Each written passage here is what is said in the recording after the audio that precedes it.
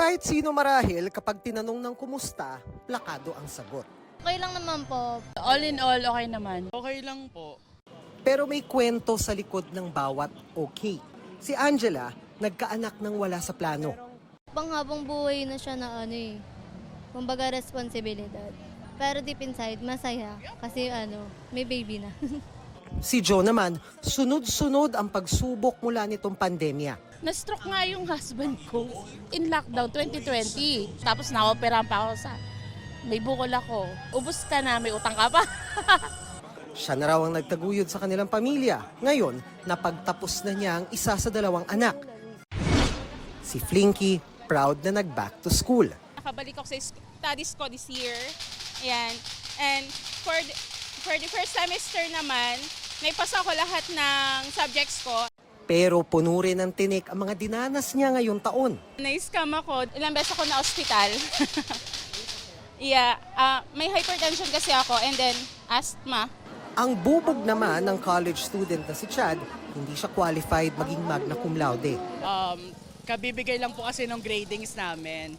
And nakakuha po ako ng flat 2. Dalawa po. Hindi na po siya pwede maging laude. Ang 2025 nila hitik sa mga pagsubok. Ano kayang masasabi nila sa kanilang younger self? Enjoyin mo pa yung pagkabata mo. Forward lang. Yung sabihin, tuloy-tuloy, wag kang ihinto. Kasi pagdating sa dulo, nandun yung finish line, andun yung goal. Magpakasipag ka lang. Lahat ng dreams mo in life, makakamit mo din. Naisip ko ngayon. All of a sudden naman.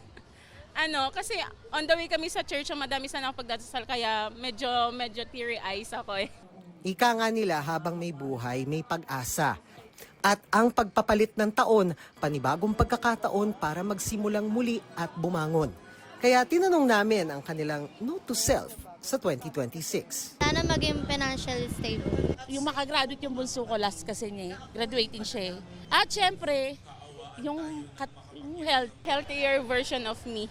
And yun po, happy family. My 2026 is success. And magawa ko po yung mga passion ko na gustong gawin. Para sa GMA Integrated News, Dano Tingkong ko nakatutok 24 oras.